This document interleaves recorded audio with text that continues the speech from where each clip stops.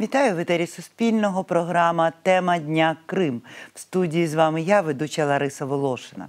Репресії проти кримських татар в окупованому Криму не вчухають. Про розправу над цілим кримськотатарським народом говорять правозахисники, родичі та адвокати затриманих. 66 років тюремного ув'язнення на 4. Таким є термін, який російський прокурор запросив призначити фігурантам Бахчисарайської справи Хізбут Тахрір. Суд над ними відбувається в Південному окружному воєнному суді російського Ростова-на-Дону. Лілія Люманова, дружина одного з фігурантів справи Амета Селіманова, заявила, що такі дії Росії є утисками кримськотатарського народу. Я, как жена Сулейманова Амета Рифатовича, возмущена тем, что за разговоры в мечети об исламе, о жизни, о рождении, о смерти запросили нашим близким в общей сложности 66 лет тюремного заключения. Я расцениваю это как притеснение всего нашего народа. Сегодня запросили 66 лет не только Ситумеровым, Ситмеметову, Сулейманову. Сегодня дали 66 лет всему крымско-татарскому народу. Братів Сейтумєрових, Османа та Сейтумєра, а також Рустема Сейтмеметова та Амета Сулейманова окупаційні силовики затримали в березні минулого року після обшуків в їхніх будинках. Незаконно заарештованим кримським татарам закидають участь у організації Хізбут Тахрір. Нагадаю, що ця організація українським законодавством не є забороненою. Про надмінну суворість по відношенню до затриманих говорить і адвокат Еміне Вамілєва. Давайте послухаємо. Морально я была немного, будем говорить так, подготовлена к сегодняшнему дню. Вот я говорю как адвокат, как женщина, как мать. Честно вам скажу, достаточно сложно слышать, когда государственный обвинитель требует вот такие сроки, будем говорить, людям, которые просто реализовали свое право на вероисповедание, которые говорили, рассуждали о религии, обсуждали те или иные суры из Корана, обсуждали свою сегодняшнюю реальную жизнь, и такие сроки тюремного заключения и содержания в колонии строгого режима при наличии у этих людей малолетних детей. Вот вы представляете?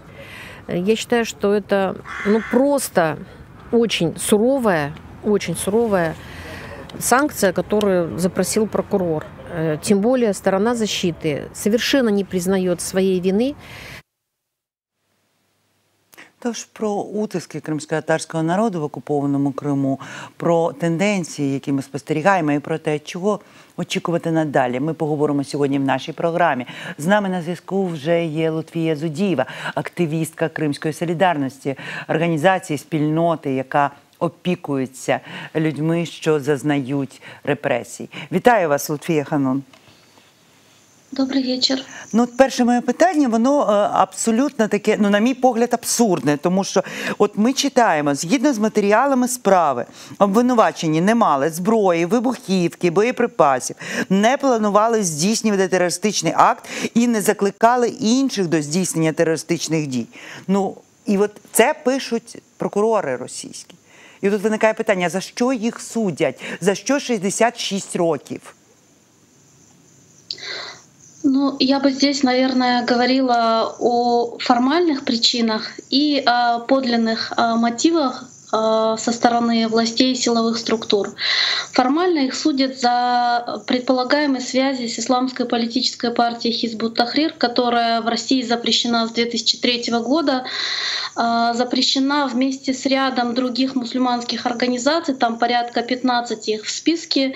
И вот про Хизбут Тахрир в этом решении о запрете указывается 3 предложения, и вот эти 3 предложения стали спусковым крючком для арестов более чем 300 мусульман на территории всей России и уже более чем 80 мусульман в Крыму после 2014 года.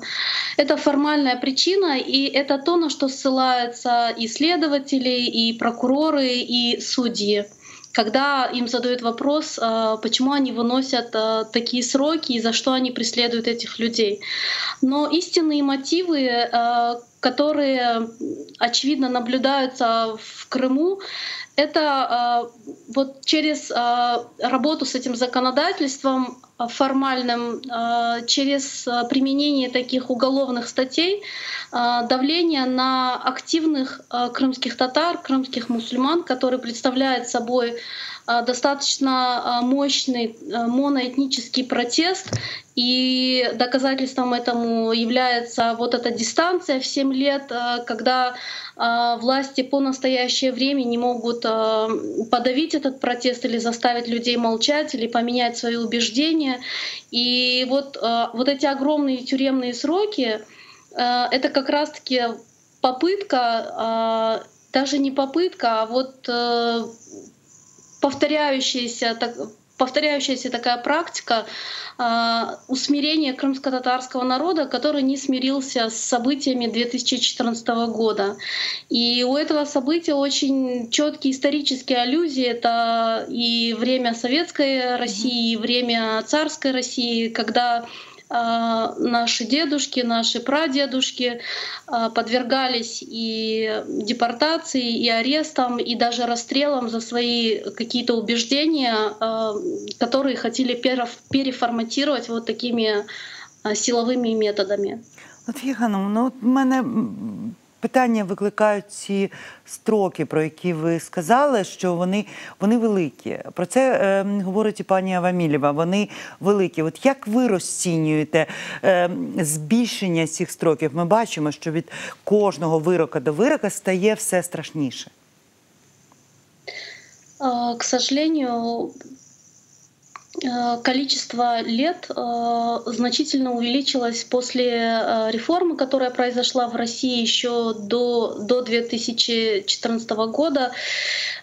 И вместе с пакетом Яровой, всем вам известной. И поэтому сейчас судьи, как правило, придерживаются вот этого стандарта от 13 до 20 лет. И, к сожалению, когда речь идет о предстоящем приговоре, уже никто ни из родственников, ни адвокатов не ждет какого-то чуда в зале суда, и люди понимают, что это абсолютно политический приговор, и здесь будут такие же сроки, варьируются только кто сколько получит. Вот в данном случае они минимальный срок запросили для Амета Сулейманова, это гражданский журналист Крымской солидарности, но тут парадокс в том, что он до настоящего момента находится под домашним арестом из-за серьезных проблем со здоровьем. У него сердечная недостаточность, нужна замена сердечного клапана, и еще на этапе следствия сам следователь выступил в суде с ходатайством, что человек должен содержаться под домашним арестом, потому что для него содержание в СИЗО — это практически посмертный приговор. Он не выдержит в СИЗО. Я видела его в зале суда в день, когда ему избиралась мера пресечения, сразу после ареста в марте 2020 года. Мы находились в полуподвальном помещении, он задыхался и буквально синел на глазах, потому что ему не хватало воздуха в этом помещении. И как человек с таким диагнозом будет находиться в колонии, которую для него запросил сейчас прокурор, 13 лет лишения свободы, реального лишения свободы, не под домашним арестом, а в колонии, мне абсолютно непонятно. И вот здесь, мне кажется, пройдены уже просто все красные черты и все границы. На ваш погляд, чи є взагалі хоч якась надія, що ситуація зміниться? Що для цього треба робити?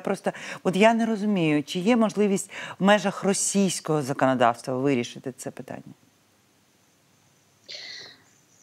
Если быть искренне в этом вопросе и отложить в сторону все формальные заявления, сопереживания, волнения и так далее, которые периодически озвучиваются со стороны и международных институтов и организаций. Я вижу на данный момент только два практических решения.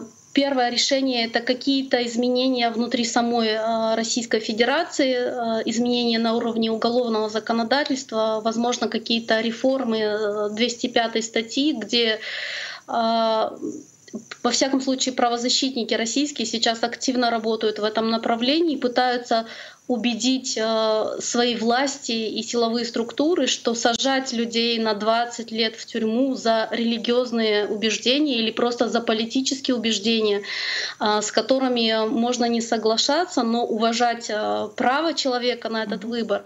То есть это абсурд сажать на 20 лет за убеждения. При том, что человек не планировал и не совершал никаких криминально наказуемых деяний. То есть это получается, что вот мысли преступления человек совершил, вот он подумал или поверил в определенные вещи, и вот за это его нужно посадить на 20 лет. Второй способ, он уже был испробован, мы его видели, это 3 обмена реальных, которые состоялись до 2019 года, в рамках которого были освобождены несколько политзаключенных Крыма.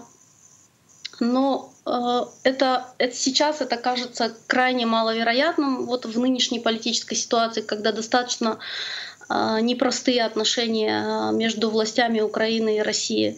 И более того, это не панацея, потому что мы видим, что сразу после этих обменов состоялись новые аресты, и они набрали такое количество заключенных, которых обменять в раз просто невозможно. Ну вот у нас в марте 2019 года, например, были за один день арестованы 23 человека сразу, и за этим тоже последовали новые аресты. То 5, то 6 человек задерживали і так далі.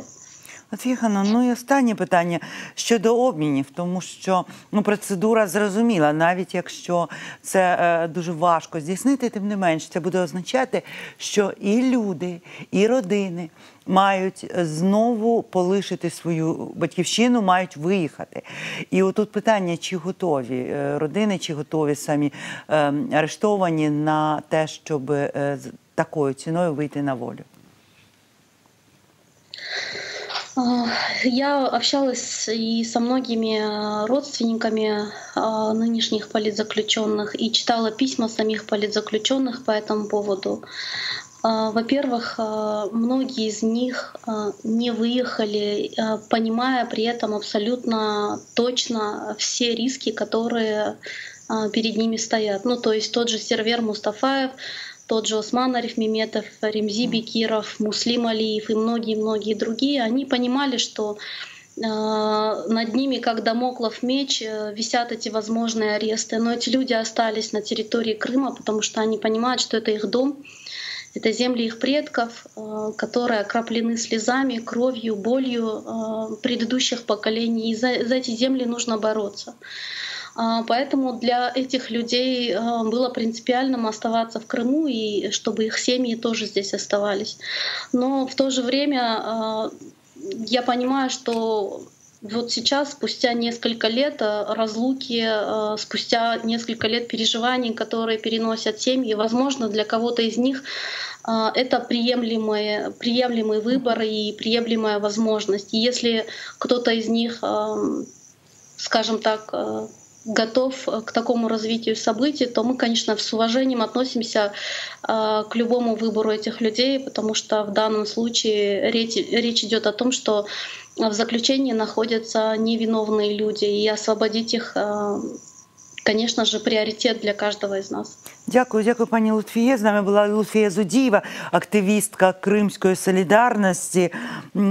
13 жовтня адвокат Микола Полозов відвідав у Кримській обласній психіатричній лікарні номер 1 першого заступника голови Меджлісу кримськотатарського народу Нарімана Джиляла. Нагадаю, що 6 вересня окупаційний суд у Симферополі заарештував Нарімана Джиляла на 2 місяці. ФСБ Росії закидає йому та ще 2 кримським татарам, двоюрідним братам, братам Азізу та Асану Ахтемовим підрив газопроводу у селі Перевальне. Тож про справу Джеляла ми поговоримо з Миколою Полозовим, він вже з нами на зв'язку. Вітаю вас, пане Миколе. Добрий вечір. Ну, ми говорили тільки що з Лутфією Зудієвою, вона теж говорить про те, що в такій ситуації, яка зараз складається щодо утисків проти кримських татар, що тут є два вибори: або Росія щось змінить в своєму законодавстві, що над цим працюють правозахисники, і другий варіант – це обмін. Ми бачимо, який іде резонанс по справі Нарімана Джеляла, звільнити його негайно закликали Сполучені Штати, його і інших близько 100 ув'язнених кримських татар. І от питання: звільнити значить обміняти. Ну, я думаю, что, к сожалению, пока никаких других действенных рецептов выработано не было. То есть надеяться на то, что российские власти изменят законодательство, наверное, не стоит, потому что мы видим общий тренд в России на оккупированных территориях только на ужесточение, только на сокращение гражданских свобод, только на усиление репрессивного давления. Что касается обмена, то, действительно, это рабочий вариант, и у нас уже было несколько кейсов, когда обмены происходили успешно, удавалось вытащить из российских тюрем украинских политзаключенных, крымских татар. Однако важно понимать, что для того, чтобы обмен состоялся, должны быть определенные и политические, и правовые предпосылки. К сожалению, сейчас мы видим, что на протяжении более чем 2 лет никаких, к сожалению, позитивных сдвигов в вопросе обмена, освобождения украинских политзаключенных достигнуто не было. С момента большого обмена больше никаких действий не производилось, и во многом это по вине Кремля, который не решает эти вопросы. А почему Кремль не решает эти вопросы? Потому что не создано таких внешних условий, при которых удержание политзаключенных становится дороже, чем их освобождение. И в этой связи, конечно же, вопрос создания предпосылок во многом зависит и от действий украинской власти, насколько украинские власти готовы консолидировать своих союзников, партнеров, прежде всего на Западе, и турецкого президента Реджеп Тайипа Эрдогана, для того, чтобы они оказывали то необходимое давление на Кремль, которое позволит поднять цену удержания украинских политзаключенных до неприемлемого для Путина уровня. Пане Микола, мені хотілося б поговорити про стан здоров'я Нарімана Джеляла. Ви сказали, що ви залишили пост в Фейсбуці, ви написали дуже докладно про те, що відбувається 3 квітня. Наріман Джелял був поміщений в психіатричну лікарню для огляду. І от ви пишете, що 3 квітня поточного року були змінені правила. Тепер дозвіл на допуск адвокатів у відділення лікарні, 15-те відділення, де якраз і утримують людей для слідчої експертизи, що тепер такий дозвіл має візувати начальник СІЗО або його заступник. Скажіть, будь ласка, чи не є це утиском, чи не є це недопуском адвоката до свого клієнта? Скажем так, это действительно ужесточение условий. Это произошло сравнительно недавно, буквально полгода назад. Фактически сейчас 15-е отделение первой психиатрической больницы в Крыму является подразделением или филиалом Федеральной службы исполнения наказания, конкретно Симферопольского СИЗО. И охрану там осуществляют не полицейские, как раньше, а сотрудники ФСИН. И визу надо брать у начальника СИЗО. Скажем так, каких-то препятствий для того, чтобы мы могли встретиться с Нариманом, нам не оказывают. То есть и я, и адвокаты Вамилева в СИЗО взяли требования, получили эту визу, нас допустили. Но я вполне могу, скажем так, допустить ситуацию, при которой вот эта дополнительная ступень бюрократическая, она будет использоваться для того, чтобы не допускать адвоката по тем или иным причинам, если в этом заинтересовано следствие. Это действительно может быть проблемой. Ще ви пишете про те, що після переміщення Нарімана Бія в лікарню йому був проведений поверхневий медичний огляд і ніяких результатів йому не повідомили. Скажіть, будь ласка, Чи є підстави підозрювати про те, що здоров'я Нарімана Джеляла потребує медичного, більш докладного медичного огляду і експертизи? Ну, скажем так, когда мы его видели, он выглядел удовлетворительно. На здоровье он никаких жалоб не высказывал. То есть пока оснований нету. Но надо отметить, что за почти 2 месяца нахождения в СИЗО он потерял уже 2 килограмма. То есть качество пищи там оставляет желать лучшего, а из передатчик это не восполнить.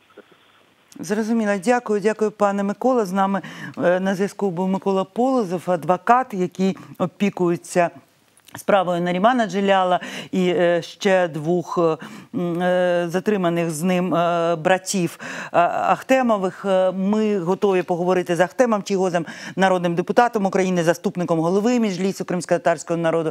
Він вже є у нас на зв'язку. Вітаю вас, пане Ахтеме. Добрий вечір. Ну, ми читаємо повідомлення про те, що Сполучені Штати вимагають від Росії негайно звільнити заступника голови Меджлісу Нарімана Джеляла та ще понад 100 кримських політв'язнів. Про це заявила виконуюча обов'язки заступника керівника місії Сполучених Штатів при ОБСЄ Елізабет Розенсток-Сіллер. І от тут виникає питання, наскільки взагалі втручання міжнародне може допомогти в даному випадку, тому що ми бачимо, що репресії посилюються, строки збільшуються. Росію взагалі цікавить, що думає світ про її витівки в окупованому Криму? Останнім часом, я думаю, що Росія вважає, що той шлях, який вона взяла по Україні, він для неї виглядає як реалістичний. Тобто вплив політичний вона має по факту через тут середини, через 5-ту колону і через коло президента Зеленського. Є також, я думаю, що цей такий важливий аспект, коли ми казали, що Путіна більше влаштовує хаос, або там, наприклад, Зеленський, або хтось ще, йому потрібен хаос. Оце теж ми зараз, на жаль, бачимо в багатьох напрямках. І в такій ситуації вважати, що твої партнери більш будуть рішучі по відношенню твого ворога, ну це, думаю, що нереалістично. А те, що є зараз такі заяви по відношенню цих репресій, які чинить Путін в Криму, так, вони є, вони своєчасні, але механізми, які би після цих заяв застосовувались, їх немає. Пане Ахтеме, от я читаю щодо заяви уточнення. Сполучені Штати говорять те, що вони мають говорити. Але от я читаю, що в місії Сполучених Штатів також зазначили, що арешт Нарімана Джеляла у звинуваченні у диверсії багатьма розглядається як помста Росії, першому заступнику голови Меджлісу, за його участь у саміті Кримської платформи. От я читаю, в мене виникає враження, що світ не розуміє масштабів трагедії, яка відбувається прямо зараз, що в Криму відбуваються розправи над цілим народом, що це більше, ніж Кримська платформа. Так, ви дуже правильно кажете, але для того, щоб світ, а він різноманітний, для того, щоб твої партнери діяли більш рішуче, як, наприклад, до 19-го року, щоб твої партнери, вони з повагою відносились до тебе, тебе треба показувати з першого дня, що ти нічого не змінюєш. А коли ти сказав про Кримську платформу, зібрав, а потім вже скільки місяців пройшло, а ще досі немає єдиної такої позиції по тим викликам після вже Кримської платформи, то тоді тут треба в першу чергу в себе шукати, що ти не допрацьовуєш. А зараз все дуже складніше, або там було раніше. Тому що, от ви дивитесь, немає такого руху тут всередині держави за звільнення Нарімана Джеляла і братів Ахтемових, а як це раніше було. Там був список Чигоза, потім список Ну так, це тут я згодна, не відчувається Сенцова якраз. і інших. А зараз немає. Зараз ми, відверто скажу, ми зараз шукаємо можливості, щоб допомагати і дітям політзаключеним, і родинам, і адвокатам. Розумієте? Тут, знаєте, іноді таке враження, що от є сам такий політичний факт, да, щоб гасло було, да? А потім, коли дія доходить до практичних речей, тут все чомусь там не розуміють цього. Тут треба таким, як кажуть, єдиним фронтом бити Пане Путіна. Ахтеме, у нас дуже мало часу. Я хочу все ж таки запитати, представництвом кримськотатарського народу, визнаним самим народом, є Меджліс, і попри те, що держава не консолідує сили, не окреслює взагалі саму цю проблему, Меджліс, які важелі він має і що він може зробити в цій ситуації? Ми зараз паралельно рухаємось, да? Тому що ми бачимо, да і взагалі раніше також основна ріль була за нами, і тут ми зараз намагаємося зустрічатись зі всіма нашими партнерами, колегами, і от буквально цими днями ми зустрічалися як Меджліс з представником по правам людини з Європейської ради. Зараз буде делегація з Чеської Республіки. Тобто ми ці наші можливості використовуємо максимум. Скажу, що ми дійсно намагаємось зараз залучити Туреччину з Ердоганом в цей процес, тому що є такий дуже вдалий приклад співпраці в цьому напрямку. Але знову-таки наші політв'язні чекають такого руху від держави, а від влади нашої, розумієте? Дякую. Це важливо. Дякую, пане Ахтеме. Ну, дійсно, без втручання держави говорити з президентами, з парламентами, вкрай важко. Дійсно, я тут мушу вас підтримати в цій думці. З нами був Ахтем Чийгоз, народний депутат України, заступник голови Меджлісу кримськотатарського народу.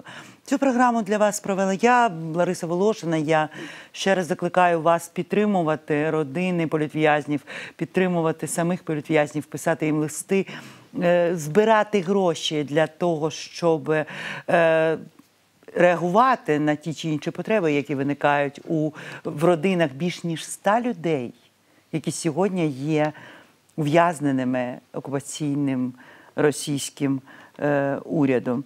Я закликаю ще раз писати нам в наших сторіночках в соцмережах, давати відгуки, а також підписуватися на наш Фейсбук та Інстаграм. На все добре.